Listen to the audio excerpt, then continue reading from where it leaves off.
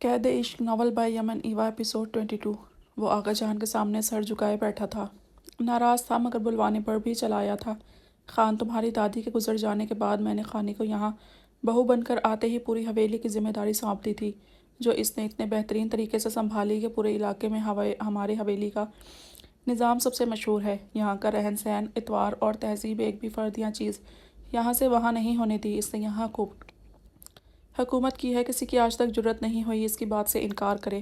تمہاری بیوی کو مہمانوں کے سامنے بلوایا تو عزت دی نا، اس قابل سمجھا کہ اپنی بہو کے طور پر ہاشم خان کی فیملی کو ملواتی، مگر وہ نہیں آئی، بار بار بلوانے پر بھی نہیں آئی۔ طبیعت بھی خراب تھی تو آ جاتی، مل کر چلی جاتی۔ ایسی بد تہذیبی آج تک یہاں کسی بیٹی بہو نے نہیں دکھائی۔ وہ آہستگی سے بولتے ضبط کر رہے تھے، ورنہ یہ بات انہیں بھی کافی گراں گزری تھی۔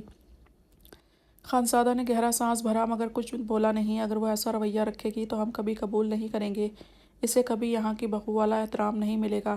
ملازماؤں نے خانی کی ڈانٹ سے پہلے اس کی بغاوت بھی ملاحظہ کر لی ہے، خوب عزت کروا رہی ہے وہ تمہاری بھی اور ہماری بھی۔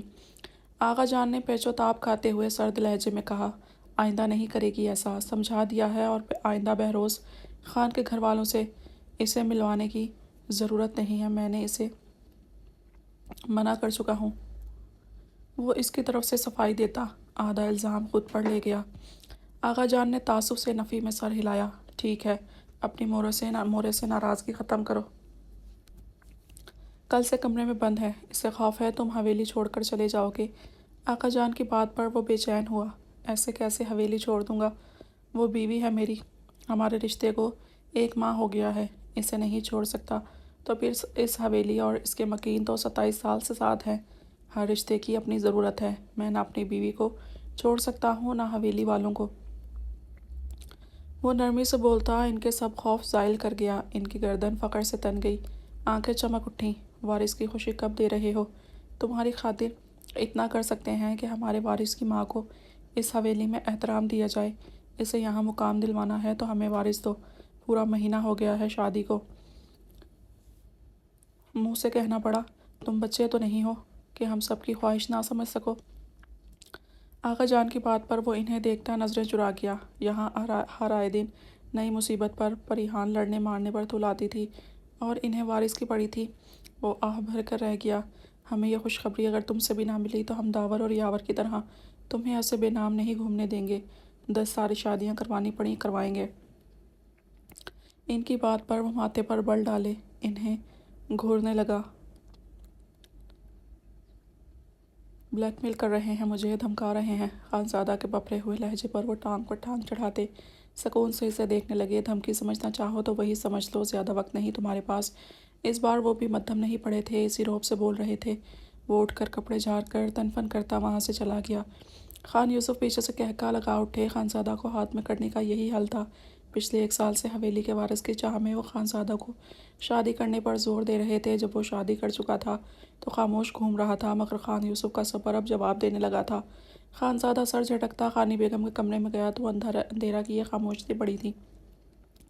مورے آپ ٹھیک ہیں؟ اس نے قریب جا کر نرمی سے مخاطب کیا تو وہ جھٹکے سے اٹھ بیٹھی۔ خانزادہ، میرا بیٹا، مورے قربان، ان کے تڑپتے الفاظ اور نم لہجے نے ہی ظاہر کر دیا کہ وہ خانزادہ کے غصے سے کتنی پریشان ہو گئی تھی۔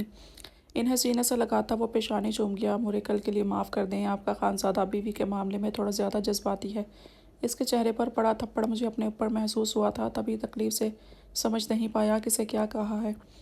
ان سے معافی مانگتے ہوئے وہ اپنی کیفیت بھی بیان کر گیا۔ وہ خاموشی سے اسے سینے سے لگائے بیٹھی رہی۔ میں آپ سب کو چھوڑ کر کبھی نہیں جاؤں گا مورے، میں ان بزدل بیٹوں میں سے نہیں ہوں جو بیوی کی محبت میں ماں کی ساری عمر کی محبت بھلا دیں۔ وہ ان کا خوف دور کرنا چاہ رہا تھا تاکہ وہ پہلے جیسی ہو جائیں، روب دار اور طرح دار۔ خانی بیگم سے آزاد ہوتی، خوف سے آزاد ہوتی مسکرا دی، اپنی بیوی سے کہہ دینا میرے سامنے نہ آیا کرے، اپنی مرضی سے رہے، اب میں اسے کچھ نہیں کہوں گی۔ شہر کی لڑکی ہے، شاید ہمارے طور طریقے میں فرق ہے اور وہ فرق اسے سیکھنا بھی نہیں ہے۔ وہ سنجیدگی سے بولتی، پریحان سے دستبرداری اختیار کر رہی تھی۔ وہ چپ سا ہو گیا، وہ ایسا کبھی نہیں چاہتا تھا پریحان حویلی میں سب سے الگ اور اکیلی رہے، مگر فی الحال یہی مناسب حل تھا۔ اس نے خاموشی اختیار کر لی، مگر پریحان کے ساتھ جانے کتنے روز حویلی والے ایک نہ نظر آنے والے فرد کی طرح پیش آنے لگے تھے۔ وہ گل جان بیگم سے بات کرتی یا پھر کمرے میں بند اکیلی پڑی चिड़चिड़ी होने लगी थी। ईसा यार, क्या मसला है? तुम यहाँ आए क्यों हो? तुम्हारे हदीर लाला साहब आज लेट हो गए हैं। इनका वेट करो, इनके रूम में बैठकर। मूसा आदत के अहन मुताबिक भड़क कर बोल रहा था। वो ऑफिस में बैठा था जब ईसा इसके पास वहीं पहुंचा था और कब से मुसलसल इसका सर खा रहा था। लाला कहा ना, काम है ज़रूरी। रस्सी जल गई, बलना गया। वो नाक चढ़ाकर बोलता। मूसा का दिमाग घुमा गया। शटअप, दफ़ा हो जो यहाँ से। 1 घंटे का काम लेकर बैठा था, तुम्हारी मेहरबानी से 2 घंटों में भी नहीं कर पाया। वो दांत किचकिचाकर बोलता। लैपटॉप पटाख की आवाज़ से बंद कर गया। ईसा यूँ बैठा रहा जैसे वो दीवार से बात कर रहा हो। मुझे लगता है हदीर लाला ने वाकई लालची लड़की से शादी कर ली है। मिनाल हाशिम मिली थी मुझे कल माल में। इसने जो मुझे बताया, मतलब डर के बहाने उन्होंने जानबूझकर हदीर लाला का नंबर लिया, बातें की, इनके ऑफिस गई। और एक बात जो शायद लाला ने अभी किसी को नहीं बताई। ईसा संजीदा होकर बोलता। मूसा को चौंका गया। क्या बात ईसा, तुम इस मामले से दूर रहो बस। मूसा ने इसे सख्ती से बाज रखना चाहा। वो ये कि इनकी शादी से कुछ दिन पहले भी वो लाला के ऑफिस गई, फिर वो आइसक्रीम पार्लर में मिली। What if it was planned game? First office then parlour and then hospital, इसने पुरसोच लहजे में कहा। तो मूसा ने आह भरी, इसे बच्चा मत समझो जो पागल बन रहा है। तुम्हें क्या पता, इस मिनाल हाशिम की लगाई आग की वजह से कुछ दिन पहले खानी मोरे ने इस बेचारी लड़की को सबके सामने थप्पड़ मारा, इंसल्ट की। और जानते हो हदीर ने क्या रिएक्शन दिया? शेर की तरह दहाड़ रहा था वो। ठंडा होने का नाम नहीं ले रहा था। मोरे से भी लड़ा, आगा जान तक को सुना दी थी। मूसा के बताने पर ईसा की आंखें फैल गई। मतलब यहाँ बोलना मना है। वो झुरझुरी लेकर सीधा होता, तौबा करने लगा। सारे शक भाप बनकर उड़ गए। सॉरी फॉर लेट मूसा, क्या सब ठीक है? इसी वक्त खानज़ादा ने दरवाज़ा खोलकर कहते हुए ईसा को भी वहीं देखा तो सवाल किया। आपका वेट कर रहा हूँ, कब से बात करनी है? ईसा ने पलटकर खफकी से कहा तो वो कदम बढ़ाता अंदर आया और इसके सामने वाली चेयर पर बैठकर सवालिया नज़रों से इसे देखने लगा। आप परेशान लग रहे हैं, सब ठीक है ना? ईसा ने बगौर इसकी आंखों में सुर्खी देखी। सब कहाँ ठीक है, हवेली के मामलात ने घुमा कर रख दिया है। परिहान और मोरे के दरमियान सब उलझ गया है। परिहान को भी इसकी आने के घर छोड़कर आ रहा हूँ, शायद कुछ संभल जाए। काफ़ी दिन से अपसेट है और चुप चुप सी रहने लगी है। ऊपर से हमारी फसलों को किसी ने आग लगाने की कोशिश की है। अदब खान ने सब संभाल लिया है, जिसकी वजह से नुकसान ज़्यादा नहीं हुआ। मगर कौन हो सकता है और क्यों कर रहा है? खैर ये सब तो मैं देख लूँगा, मामूल का काम है। तुम बताओ क्या कहना है? वो पेशानी मसलते हुए इन दोनों के सामने खुलकर बोल रहा था। मूसा भी फिक्रमंद हुआ। यार, तुम हवेली वालों को कुछ वक्त के लिए इनके हाल पर छोड़ दो। भाभी और मोरे खुद ही कुछ देर तक नॉर्मल हो जाएंगी। अदब खान का कुछ पता करके बताए तो देखते हैं। जो भी कर रहा है हम जवाबी कार्रवाई करेंगे, तभी औकात में आएंगे सब। मूसा ने जबड़े बींच कर अपने मिजाज के ऐन मुताबिक मशवरा दिया तो वो खामोशी से सर हिलाकर ईसा को देखने लगा। यार, आई नो आप लोग परेशान हैं और मुझे बात बाद में करनी चाहिए, मगर मज़ीद लेट किया तो बात ज़्यादा गड़बड़ हो जाएगी। ईसा ने गहरा सांस भर कर कहा। पलवशा ने कॉल की थी मुझे, वो मुझसे मूसा लाला से शादी नहीं करना चाहती। ईसा की बात पर जहाँ मूसा ने दांत किचकिचा कर इससे घूरा, जो बैठे बिठाए वो बात ले आया था, हदीर के माथे पर बल पड़ गए। इसकी बहन को ये बात इससे करनी चाहिए थी और वो किसी और से सुन रहा था।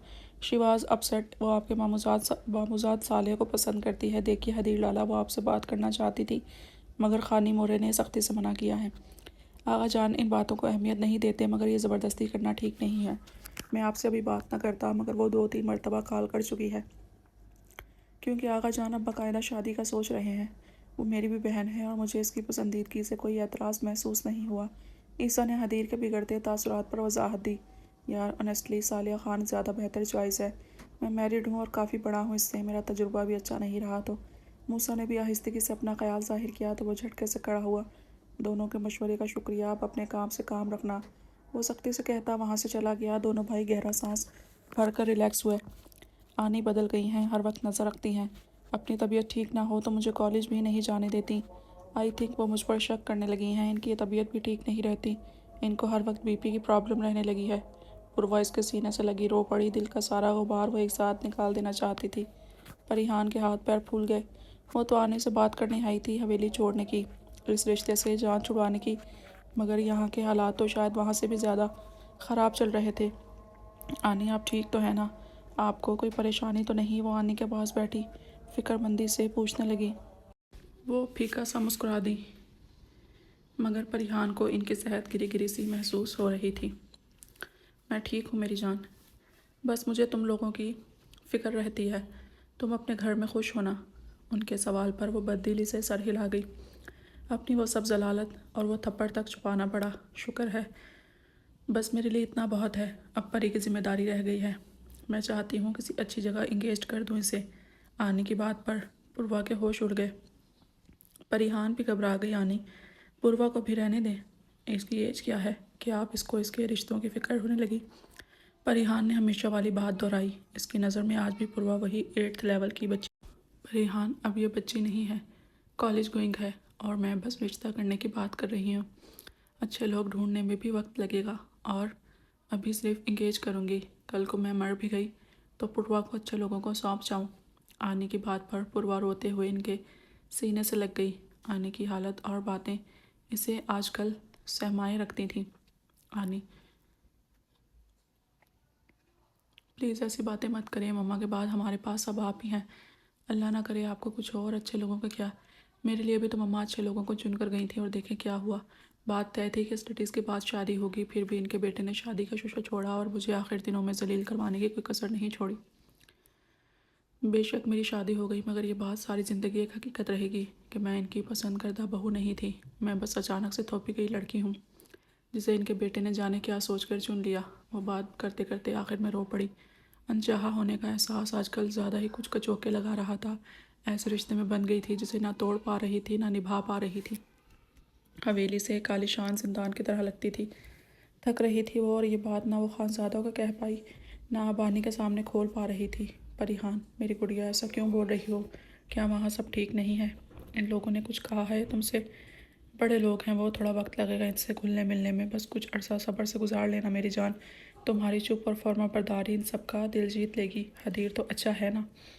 آنے کی گھبراہٹ اور فکر مندی پر وہ بیچارگی سے تھک کر سسکنے لگی۔ چپ رہنا اور ہر بات پر سر جھکا لینا، ہر برا رویہ سر جھکا کر سہنا کوئی آسان کام نہیں تھا۔ شاید کوئی تحمل مزاج لڑکیاں ایسا کر جاتی ہوں، مگر اس اسٹیج تک پہنچنے کے لیے بھی جانے کتنا کچھ سہنا پڑتا ہے، اپنا آپ مارنا پڑتا ہے، خود کو بھول جانا پڑتا ہے، اور وہ اتنی صبر والی نہیں تھی۔ پریحان، میرا دل مت بہلاؤ، کچھ ہوا ہے تو بتا دو، میں حدیر سے بات کر لوں گی، اپنی آنی کو بتاؤ تو صحیح نا۔ آنی کی کپ کپاتی آواز پر وہ ضبط کرنے کی کوشش کرنے لگی۔ پوروا پریشانی سے اسے تک رہی تھی۔ وہ پہلے آنی کے رویے کو لے کر گھبرائی ہوئی تھی، اوپر سے آج پریحان کا اس طرح رونا ڈرا رہا تھا۔ ٹھیک ہوں، بس آپ دونوں کی یاد آتی ہے۔ اتنا دور بھیج دیا ہے مجھے، حویلی والے سب سے ویسے ہی ہیں جیسے ولیمے پر تھے، نہ بہت زیادہ محبت لٹانے والے اور نہ ہی نفرت کرنے والے۔ اب تو تھوڑی بہت دوستی ہو گئی ہے سب سے۔ گل جان مورے تو بالکل آپ کی طرح ہی میرا خیال رکھتی ہیں، وہ نم آواز میں آنسو صاف کر کے جھوٹ سچ کی ملاوٹ کرتی دونوں کو بتا رہی تھی۔ بیٹیاں چھوٹی سے چھوٹی تکلیف پر رو دینے کی عادت رکھتی ہیں، تب بھی جب سسرال میں بیاہی جائیں تو شاید ایسے ہی اپنا بھرم رکھ کر بڑے سے بڑا دکھ اندر اتار جاتی ہیں۔ پریحان کو آج سمجھ آیا تھا ایسا کیوں ہوتا ہے۔ سچ بتانے سے بھی بس نصیحت ملتی ہے یا صبر کی تلقین، انچاہے رشتوں سے چھٹکارا کبھی نہیں ملا کرتا۔ تاکہ رو کے سب کہہ دیں۔ وہ بھی سخت تکلیف اندر اتار کر آنی اور پوروا کو بہلانے کی کوشش کرتی رہی، انہیں دلاسا دیتی رہی۔ رات کے کھانے کے بعد باتوں باتوں میں پوروا نے انکل کے اس برے فرینڈ کا ذکر کیا تو وہ بری طرح سہم گئی۔ پوروا، آنی ٹھیک کہتی ہیں، اس کی پریشانی کا جیسے سرا مل گیا تھا، ان کی سوالوں کا سختیوں کا ایک ساتھ جواب مل گیا تھا۔ پوروا کو آنی کے ساتھ رہنے کی سختی سے تاکید کرتی وہ اندر سے خود بھی ڈر گئی تھی۔ وہ جو سوچ کر آئی تھی آنی سے بات کر کے حویلی واپس نہیں لوٹے گی، اب آنی سے بات کیے بنا اپنے فیصلے پر ڈٹ گئی۔ پوروا کو اب وہ کسی حال میں اکیلا نہیں چھوڑ سکتی تھی۔ پوروا اور اپنے مشترکہ کمرے میں وہ الماری کھولے اپنے پرانے ڈریسز کا جائزہ لے رہی تھی۔ ویسے تو حویلی سے اس بار وہ جہیز کا ایک جوڑا پہن کر آئی تھی، مگر اب بھی وہ بوجھ لگ رہا تھا۔ ایک ہلکا سا پیچ کلر کا کرتا اور کیپری لے کر شاور لینے چلی گئی، چینج کر کے آئی تو یکدم ہلکا ہلکا محسوس ہونے لگا۔ موسم کافی بدل گیا تھا، فین آف ہونے کے باوجود شاور لینے پر یکدم کپ کپاہٹ کا احساس ہوا۔ بال شادی کے بعد اس 1.5 ماہ میں ہی کمر تک آ رہے تھے۔ مجھے سب سے پہلے ان بالوں سے جان چھڑوانی چاہیے، برش کرتے ہوئے اس نے بالوں کو غور سے دیکھ کر ناک چڑھاتے ہوئے کہا۔ نم بالوں کو ایسے ہی کھلا رہنے دیا۔ پوروا دودھ کا گلاس لیے اپنی جگہ پر جا کر بیٹھ چکی تھی۔ وہ بھی پیروں میں بڑا بلینکٹ کھینچ کر خود پر ڈالتی اس کے پاس بیٹھ گئی۔ یار، میرے ٹویٹی کا دل نہیں اکتاتا یہ ہر وقت دودھ پی پی کر اتنا بڑا گلاس۔ وہ اس کے ہاتھ میں بڑے سائز کا مگ دیکھ کر ہنسی دباتی اس کے گال سے ہلانے لگی۔ پوروا ایک ہی سانس میں سارا دودھ اپنے اندر انڈیلتی ऐसे चमकती आंखों लिए मुस्कुराई जैसे मार का सर अंजाम दिया हो। कंधों से ज़रा ढल के बाल खुले हुए थे, ट्राउज़र शर्ट में नाजुक से सराफा छुपा हुआ था। मुझे तो बहुत अच्छा लगता है, कभी कभी सारा पी जाती हूँ, अंकल की चाय के लिए भी नहीं बचाती। वो मुंह पर हाथ रख के हंसी दबाती अपने कारनामा बता रही थी। परिहान हंसकर इसके गिर्द बाजू लपेटती, इसके फूले फूले गाल चूमती, सब भुला गई थी। मुझे अपने ट्वेटी की बहुत याद आती थी। पूर्वा के गाल सुर्ख करके वो इसके कंधे पर गाल टिकाकर उदासी से मुस्कुराई। पूर्वा भी बच्चों की तरह होंठ लटकाकर सर हाँ में हिलाने लगी कि वो भी याद करती रही है। परिहान वो पूर्वा की मासूम सूरत देखकर हंस रही थी। जब आनी से पुकारती हुई वहां पहुंची, जी आनी, वो दोनों मुतवज्जा हुई। परिहान तुम्हें हदीव लेने आया है, तुमने बताया नहीं, आज ही वापस जाना है। हद करती हो लड़की, मुझे बता ही देती, मैं इसे डिनर पर इनवाइट कर लेती। आनी के बोलने पर वो मुंह खोले इन्हें देखने लगी। साथ बैठी पूर्वा का मुस्कुराता चेहरा बुझ गया। खफकी से बड़ी बहन को घूरा, जो खुद भी शौक थी। मगर आनी, मैं बेटा लापरवाह हो बहुत। वो बता रहा है तुमने जल्दी आने का कहा था, वो लेट हो गया, इसे आने का कह दिया और यहाँ मुझे नहीं बताया। उठो अब चादर ओढ़ कर बाहर आओ, वो जल्दी में है। आनी ने इसे खफकी से डपटते हुए कहा। हद है, आज फिर वो बिना कुछ खाए पिए जाने को तैयार है। क्या कहेगा, कैसे बदतहजीब लोग हैं। आनी बड़बड़ाती हुई बाहर निकल गई। परिहान का जी चाहा जाकर सबके सामने कह दे इसे अब हवेली वापस नहीं जाना और सबके दरमियान इस झूठे इंसान की असलियत भी बता दे जो अपनी मर्जी से लेने पहुंच गया था। वो भी झूठ बोलकर वो बेजारी से पूर्वा की रोनी सूरत से नजर चुराती, बालों को मैसे जूड़न में कैद करती चादर ओढ़ने लगी। पूर्वा को ज़बरदस्ती गले से लगाकर प्यार किया। आई एम सॉरी पूर्वा, मैं बहुत जल्द बहुत सारा रहने के लिए आऊँगी तुम्हारे पास, बस इंतज़ार करना। मजबूत लहजे में बोलती अलग हुई तो पूर्वा फिर से खुश होकर इसे देखने लगी। वो यकीन दिलाने वाले अंदाज में सर हिलाकर बाहर निकली। सामने देखा तो सोफे पर क्रोफर्ड से टांग पर टांग चढ़ाकर मुस्कुराता हुआ वो दिलकश इंसान इसे शदीद बुरा लगा था। चने इसे देखते ही वो उठ खड़ा हुआ और इसे देखकर मुस्कुराकर बोला तो परिहान ने सर्द नज़रों से इसे घूरा, मगर परवाह किसे थी। नरमी से इसका हाथ थाम कर आनी और अंकल से मिलता घर से निकल आया था। दरवाजे से बाहर निकलते ही परिहान ने झटके से हाथ छुड़वाया और खूंखार नज़रों से इसे देखा, जो हाथ छुड़वाने पर हैरत से इसे देख रहा था। मैं अब आपके साथ नहीं रहना चाहती, ना ही मुझे हवेली जाना है। जितना रहना था रह लिया, मेरी बर्दाश्त बस इतनी ही है मिस्टर हदीर।